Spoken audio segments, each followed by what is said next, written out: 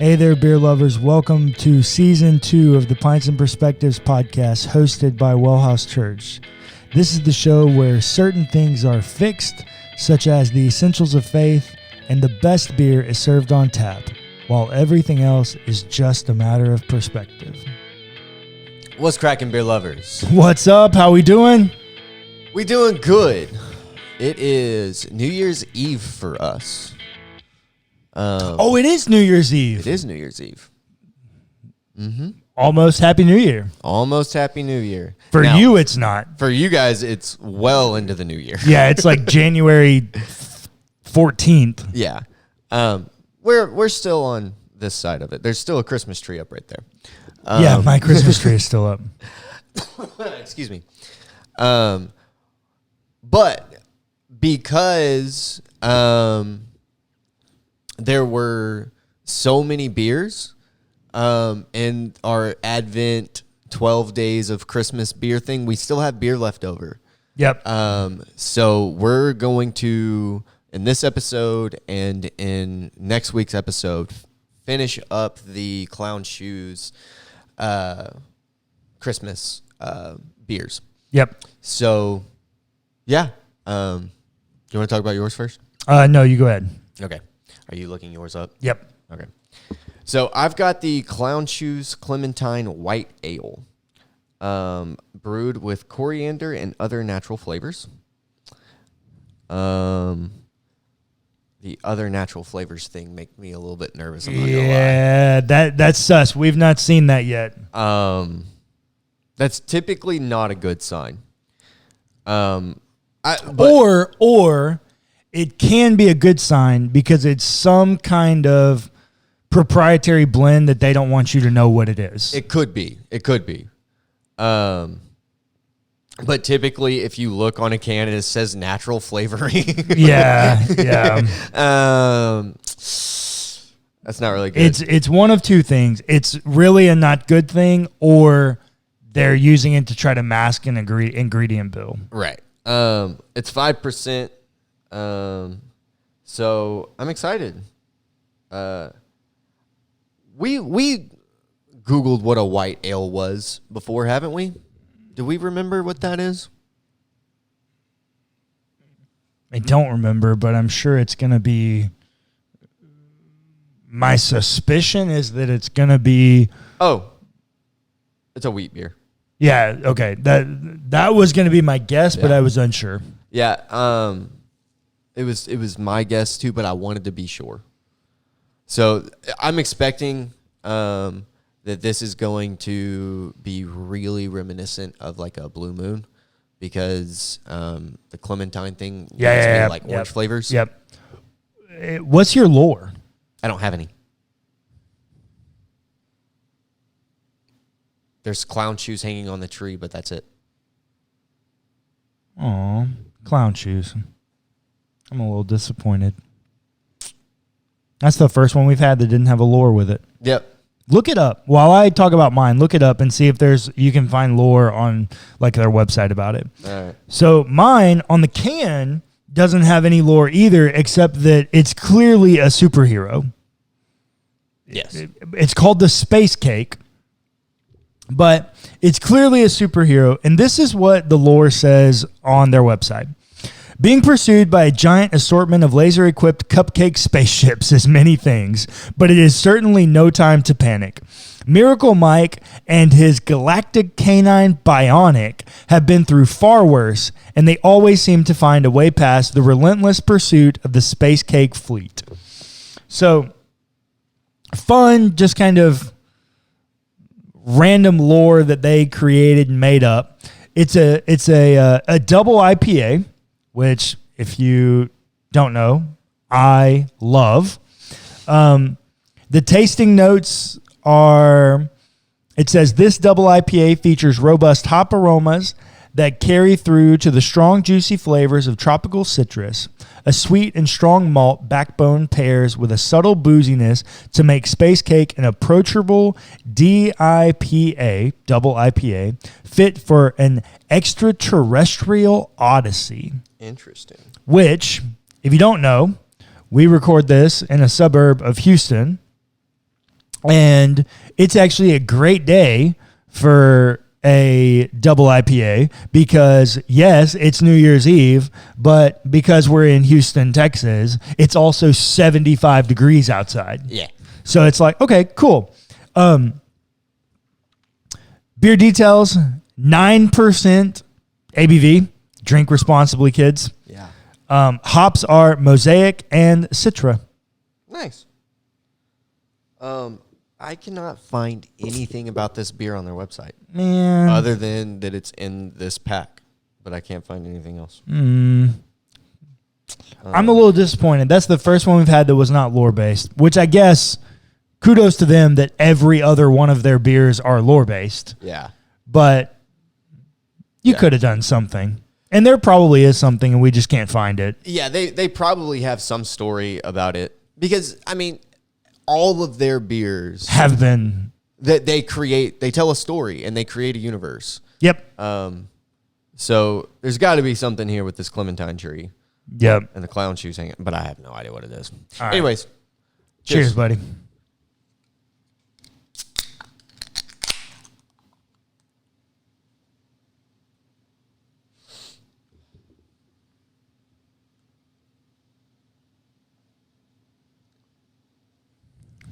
Yeah, Ooh. that's exactly what I was expecting. Mine's not what I was expecting.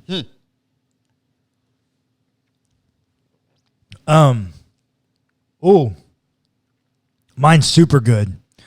Wow. Mine may be my new favorite double. Oh, wow. What, That's high praise. What's your problem with most doubles? Too bitter.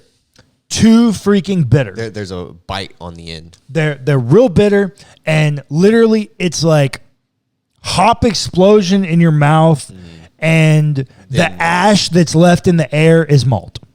Yeah, kind of. It's like a hop bomb. That and what happens with that amount of hops is it actually draws the moisture out of your mouth. Yep. Which for some people that's a draw. Yep. But I feel like I have to take a sip of a double and then take a sip of water. Yep. You know, like. Yep. And I kind of gravitate towards doubles that have some kind of fruit adjunct to them. Right.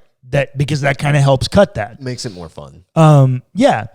Like a quintessential double that would fall into this category is the Double Down by St. Arnold. Yeah. Like very quintessential double that fits that category to a T. Absolutely. Hands down. This has none of those. Interesting. Great balance.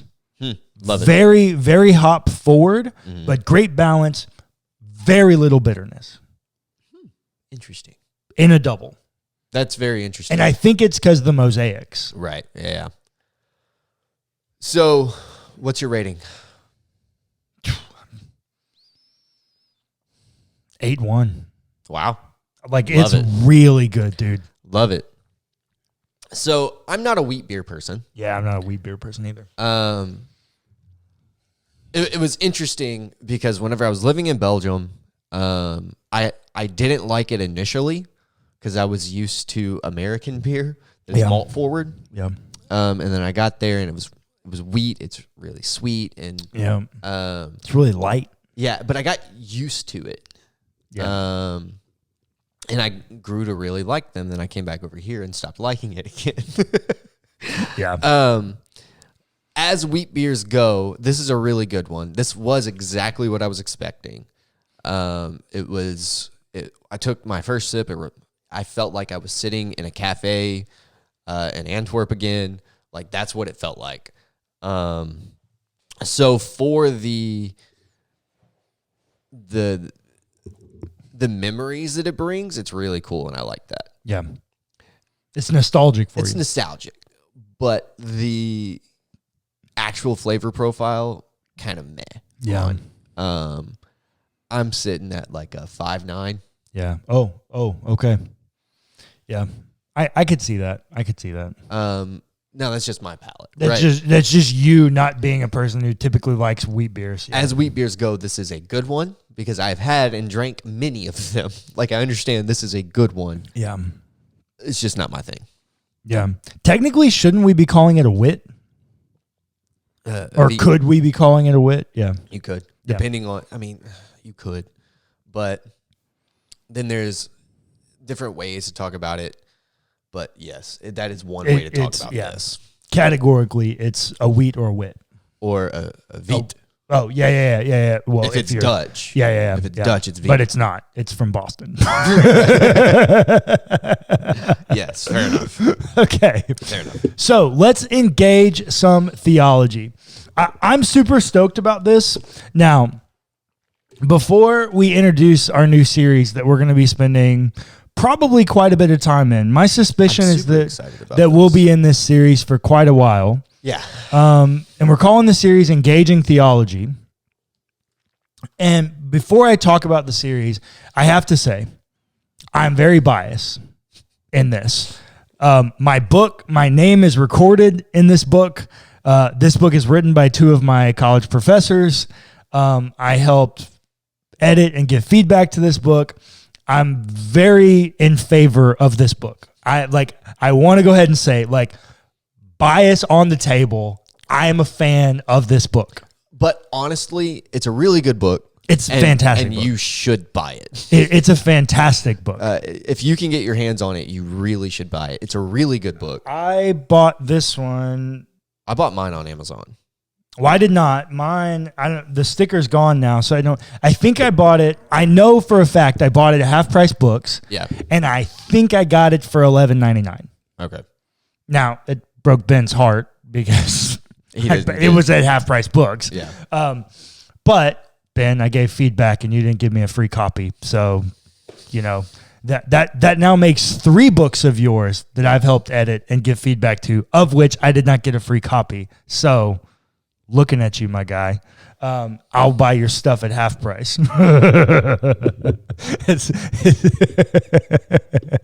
That's so spiteful. No.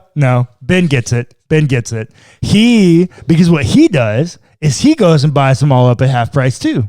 Everyone he finds. And then when he goes and speaks somewhere, he just makes them available for sale. Just out of his pocket. Interesting. Yeah. So he gets it. But he's also a book nerd. So interesting. Anyways, a few years ago at HBU, where I did my undergrad and my first master's, they had a class that everyone had to take because it's a private Christian liberal arts institution. Everyone had to take a class, and I think it was called Texts and Traditions. I think is what it was called. You had to take New Testament, Old Testament, and Texts and Traditions. And it was basically like an introduction to church history. The problem was there weren't really any good books for it. The one I used, Clayton, scoot over.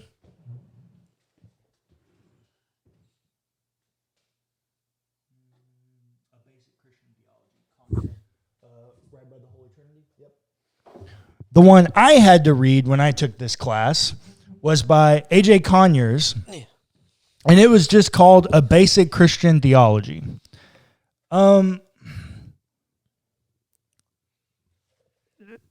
an attempt to be kind, it was all right. If I'm being honest, the book kind of sucks. Yeah. For the goal that HBU was trying to accomplish, the book kind of sucked. Yeah. Not the book is fine, is a fine book. It just didn't fit with what the goal of the class was. Got you. I've had classes like that. Yeah. And so because Ben and Randy, the two professors, the two authors of this book, commonly taught this class, they were like, hey, let's write a book that better fits what we're trying to do with the class. Yeah. And what they're trying to do with the class is teach you not only what the church has done throughout history with theological advancement, but also the ways in which we as Christians engage theology. Right. How we interact, how we do theology, how we build theology, how we live out theology, how that impacts faith and practice and conversation and all of these things. And so they wrote a book titled Engaging Theology with the subtitle a biblical, historical, and practical introduction. So that's the book that we're going to go through, because what I was looking at doing is I was trying to think about what I wanted to do for the new year, to start the new year. And one of the places my mind went was, I want to do something, like I want to give people a way of like theological method, like how to do theology. Right. And like my mind immediately went to the first chapter of this book. Mm-hmm. And then I was like, well, dang, if I'm going to do the first chapter of the book, might as well just do we've got a ton of new listeners here. Mm-hmm. WellHouse has grown quite a bit over the last year and a half. Like maybe it's valuable to just do an entire like introduction of theology conversation on this podcast. Mm-hmm. So Joel of our... Which we kind of have done in pieces. We have, and I'll refer to some of those episodes where we kind of talk about them and other things as we go through. And as I mention them, I'll link them in the show notes or tell you how to find them in the show notes, kind of thing. But by and large, I thought it'd be good to do like an introduction to theology conversation. And so that's what we're going to do. And we're going to call the series Engaging Theology. And one of the things I love about Ben and Randy's approach in this book is they open, and this is what they say: while obvious to some, others will be unclear about what theology even means. The word derives from the Greek term theos. Medieval theologian Thomas Aquinas captures the heart of the task well. Theology is taught by God, teaches of God, and leads to God.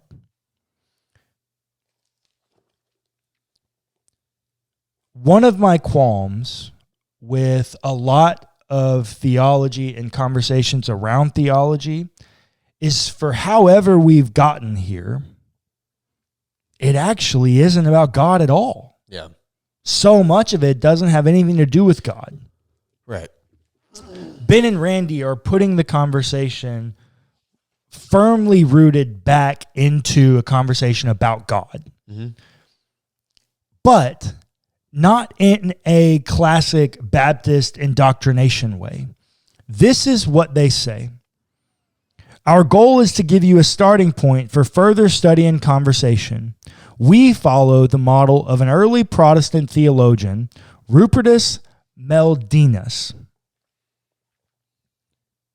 I did not know that he was the guy credited with this statement. Mm-hmm. However, this statement is one of my favorite statements about theology and theological truth. In essentials, unity. In non-essentials, liberty. And in all things, charity. Okay, explain what that means. Okay, so what they mean is in essentials, unity. The things that are things that matter. The things required to be a Christian. We agree. Unity. Yeah. In non-essentials, everything else, liberty. Yeah. Freedom. You do you. Love it. Anything that remember my metaphor. So we did our opening series on this podcast is about the creeds. Right. And through that series, I used a metaphor of a lake. Yep. That the creeds are the boundaries of the lake. And whatever activity you can come up with to do inside the lake, all fair game. Yep. You do whatever you want to do. We get a little iffy when you leave the lake, when you get outside the boundaries of the water. The lake is essentials. In essentials, unity. We're all doing these activities together. Yeah. Or sorry, we're all playing in the same field. We're all playing in the lake. In non-essentials, liberty. If I'm snorkeling and you're jet skiing, cool. High five, bro. More power to you. Go about our ways. Yeah. In all things, liberty and freedom. You do you. As long as we're all in the lake together, praise Jesus that we're in the lake together. And in all things, charity. Whether we're in agreement or not in agreement, we're going to be charitable to one another. Yeah. That is one of my favorite theological statements of all time.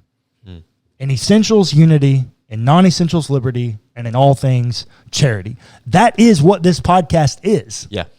Pints and perspectives. Like that statement fully encompasses what the heart and mission and vision of this podcast is. Right. Which we were talking about when we wanted to start this podcast over a year ago now. It's crazy to think about.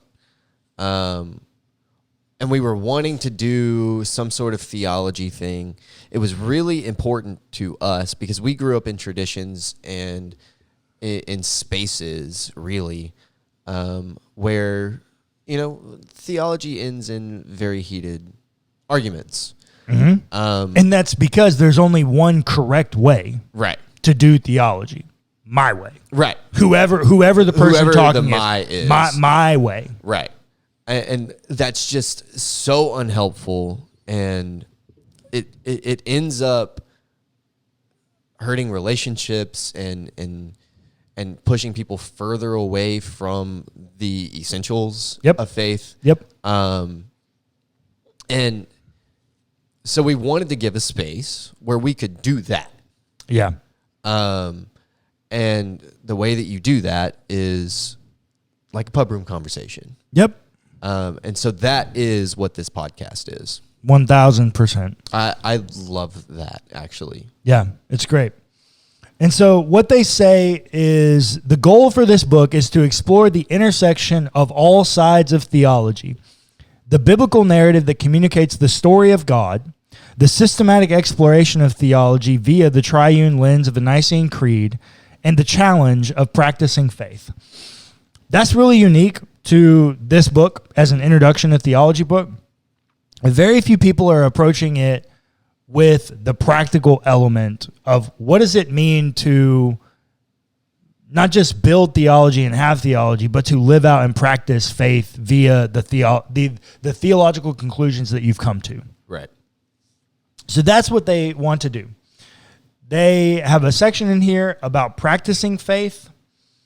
And for time's sake, I'm going to skip it. This is all in the introduction to the book, by the way, if I didn't say that. There is kind of a couple of pieces that I want to walk out because it's important as we go through the book that you understand how the book is laid out. The book's going to take place, each chapter is going to take place in 4 different conversations or in 4 different sections of the conversation. And just for instance, there are 10 chapters of actual content, like theological content and categories, of which I think most of them are going to take more than 1 week to talk about. And so the conversation is going to take place in these 4 categories. Story. Each chapter is going to begin with a story of a historical figure in the church and how their life embodies the truth of the theological claim that we're going to talk about. Then there's going to be some doctrinal exposition, but the focus in the doctrinal exposition is going to be focusing on areas of ecumenical agreement. They highlight core and debated elements while clarifying heterodox perspectives. Heterodox position. So orthodox would be right belief or right practice, right belief. Heterodox would be wrong belief. Right. So in my metaphor of the lake, their word heterodox would be anything that happens outside the lake, that's outside the boundaries of the creeds. That's heterodox. Contemporary theological relevance. So this area, they're going to bring in culture. They're going to bring in modern theologians. They're going to bring in what is the conversation around this theological topic today, and how is this impacting conversations in our contemporary lives. And then their final one, which I think is the best contribution to the book because nobody's doing this, is what does this mean for you as a practitioner of faith? Yeah. How do you live this conclusion out? Now, they, in great Ben Blackwell fashion, spend the next majority talking about their conversation partners. And I'm going to email Ben and see if I can get a copy of this somehow. But they're going to root everything in church history.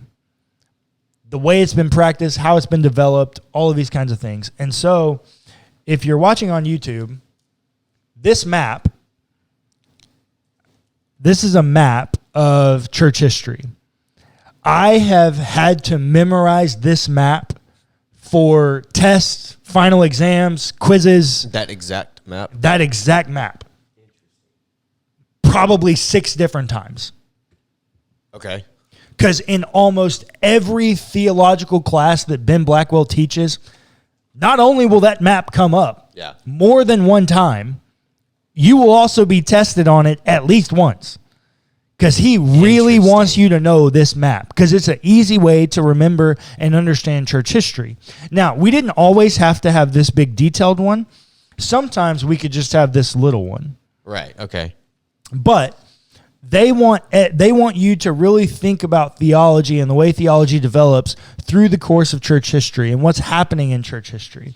And so the way that Ben, this is Ben's map, the way that Ben breaks it up is he breaks it up into the Patristic Era, which he says is from the year 100 to really, what does he say? 476 is when the Patristic Era ends, and that's with the fall of Rome. Okay. That's why 476 marks that. It's the fall of Rome. Now, why does he start at 100, Clayton? Good question. I don't know. When's Jesus born? Jesus is born somewhere around it was not at 0. It's not at 0. It's not at 0. And it's sometime after. It's like within the first 100 years or so of AD or current era. Correct? Not quite. 4 BC. Oh. 4 BC is most likely when Jesus is born. Okay. 4 BC. Which would put his death at when? 4 BC. He dies at 33. He dies at 33. Clayton's not good at math. I'm not a math 29. person. 29. He dies at 29 CE, current era. Cool. Sounds good. So why does this map not start at 30?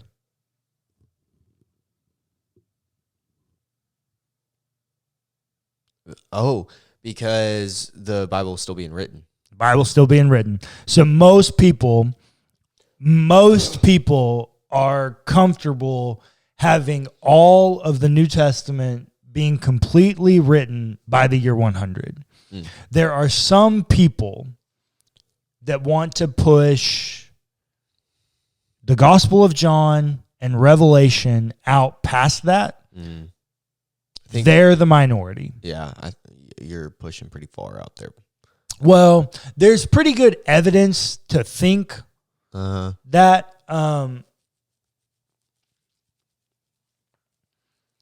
but there's pretty decent evidence, specifically with John and Revelation. There's decent evidence to think that it could be happening, that could happen.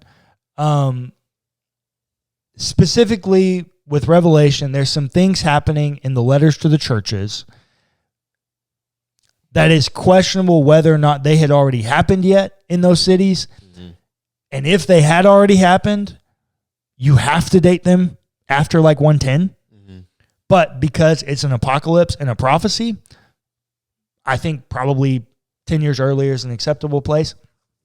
The Gospel of John, really the reason people want to date it out past 100 is because it's just so theologically advanced and it's beautiful, and the way it's constructed, it just would have taken a long time to write. And very few people think John actually wrote that single-handedly by himself. Right.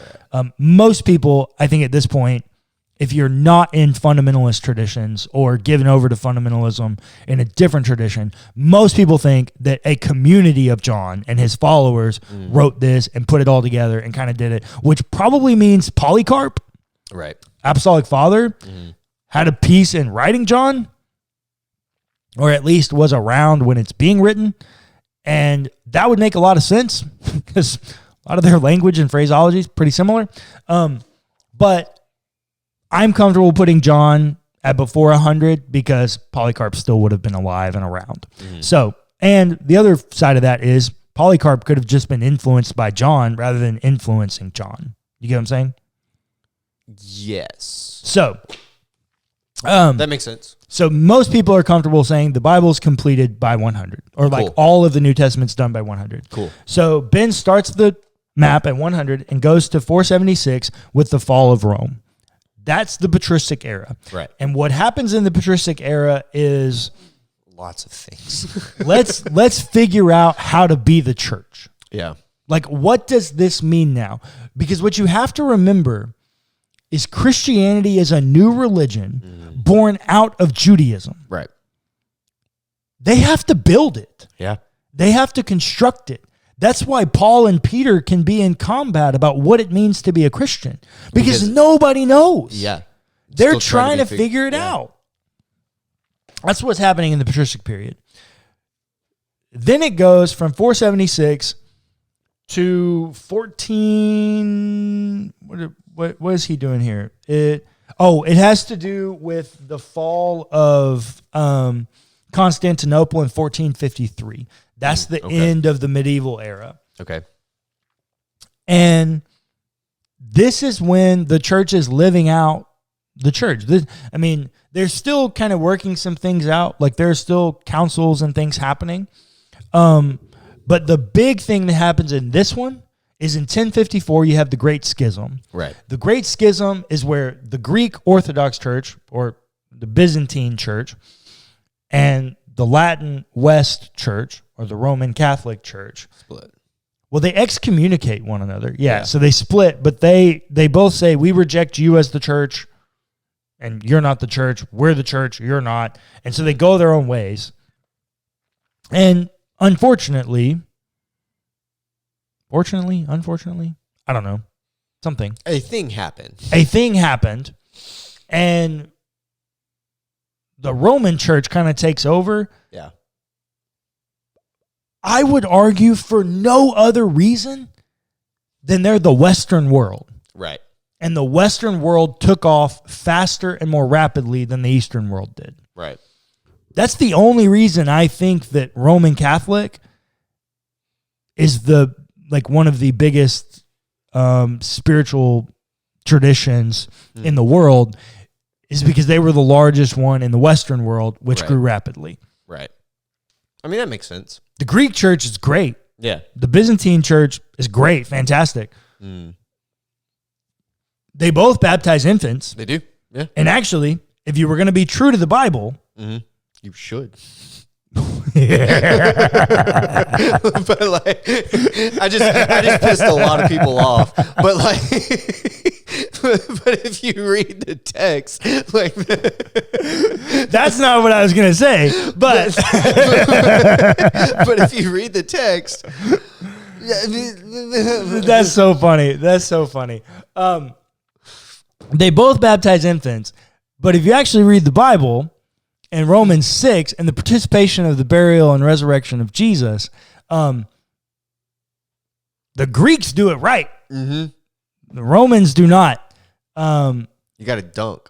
Yeah. So in the Roman Catholic Church, they just do the sprinkling. Yeah. Y'all ever seen that meme? Oh my God. Of the priest taking the baby, he dunks his feet in, flips it over, dunks the head, and then does it another time. And the baby's screaming. It's hilarious. So that's only one way they do it. Right. There are some Greek Orthodox and actual big O Orthodox tradition that literally there's a big cylindrical vat or pool or something, and the priest literally fully submerges that baby, fully submerges that baby just till its head goes completely underwater and then immediately pulls it out. And of course, the baby is like screaming bloody murder. Yeah. But they was dunked. Yeah. They died and resurrected with Jesus. Yeah. They participated fully. Yeah. They weren't just sprinkled with the truth. I'm just saying. They were so dunked. like there are some really good things that still exist in the Eastern tradition that like shouldn't be forgotten. Yeah. Now, then from about 1500 on, or 1476, when the fall of Constantinople, is it 1476? I always forget that. 1453. I was never. Like 1476, that was real early. That's still. No, 1453. Yeah. Which really is a kind of a great marker because it's the beginning of the Renaissance. Right. And for anyone who thinks that the Renaissance did not play a part in church history, you're just wrong. You're missing a big thing. Why do you think some of the greatest Renaissance art is in churches, chapels, and have spiritual truths? Yeah. Because they were communicating with one another. Yeah. Which, and a lot of deconstruction happened in that time too, because that's where we get like humanism. Right. Yeah. So and Romanticism comes right after. Right. And so there's people rejecting the truth of Scripture and leaning more towards this direction as well. Yes. That's very true. Big things are happening. Yeah. Very big things. And one of the next great markers, and notice, man, I'm really going to try to find this, and I'll try to see if Ben will let me embed it as a Google Doc or something so that you can pull this map up, listeners. Because what you'll see is there's a division between the Greek East Church and the Latin West Church in the map. Right. Notice from the time the Greek Church splits from the Roman Catholic Church, they never have another split. They never have another schism. They are 100% unified moving forward. Interesting. Look at the way we have fractured the hell out of the church. Yeah. And between the Catholic and the Protestants. Yeah. Yeah. So 1517, Martin Luther nails the 95 Theses. We get the split. We get like the difference between Protestant and Roman Catholic. And then from Protestant, oh my God. We've got countless. Yeah. It can go, I mean, now that we have the non-denominational churches, like it can go endless different ways. Yeah. I think they say the Protestant church consists of a huge variety of groups and subgroups. Yeah. The main groups include Baptist, Methodist, Pentecostal, Presbyterian, Anglican, Episcopalian, non-denominational traditions. And they only hit 7 of them. Yeah. And there's so many more. Yeah, so many more. So, we just fractured the mess out of it. And then Pentecostalism comes in the 1900s and takes the world by storm. Yeah. They actually have this great quote that I noted. Perhaps the fastest growing religious movement in history is the global adoption of Pentecostal and charismatic theology, which arose around 1900 and crosses denominational lines, even influencing Catholicism. Yep. All true statements. Yeah. So you have these 3 branches of the church beginning in the 1500s. You have the Protestant, you have the Roman Catholic, and you have the Eastern Orthodox, which includes Russian, Greek, a bunch of things. Lots of bunch of things. Lots of different ethnic groups. But beginning in 1650 to the present, and this is something huge that listeners you need to understand, there begins to be philosophical movements. And so this is something that I say all the time, and I think I actually got this from Roger Olson, who is now Professor Emeritus. Congratulations, Dr. Olson, for retiring at the end of this last semester from Truett Seminary at Baylor. But philosophy has always been theology's main conversation partner. Mm-hmm. It has to be. In 1650 and beyond, there begins to be a major shift in philosophy in which there's kind of a universal vein of philosophical thought, and it's called modernity or the Enlightenment, which is really given over to objective truth and secularism. Right. Think of, and it goes from 1650 to 1900 in their book. I'm not sure it actually extends out to 1900. I think it may extend a touch further. I think maybe they're being a little bit generous just because of like the simplicity of making 1900, like making modernity go for 150 years, or sorry, 350 years. I'm not 100% sure. I don't think that's the perfect line. I think it's a fine line for the map. But think about all the things that happen from scientific. Yeah. You've got evolution. You've got the Scopes trial that comes up. Like you've got all these things that happen as a result of modernity that are all science forward and secularistic in thought, or given over to secularism. Well, then, of course, what do we always do in history? We swing the pendulum. Right. So out of the Enlightenment and modernity, we fall into postmodernity, which is the exact opposite. Totally given over to subjective truth. Yep. And 100% given over to the individual.